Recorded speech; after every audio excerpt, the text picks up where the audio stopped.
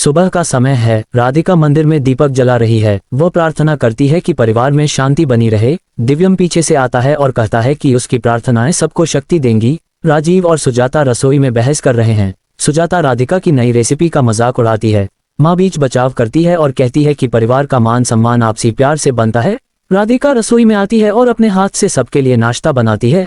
दिव्यम उसकी मदद करता है। दोनों के बीच हल्की मुस्कान और नजदीकी बढ़ती है। इस बीच चाचा जी बाहर से आते हैं और कहते हैं कि घर की बातें अब सबको मालूम होंगी। सभी हैरान हो जाते हैं। राधिका और दिव्यम एक दूसरे की ओर देखते हैं। दिव्यम कहता है कि जो सच है वही सामने आएगा।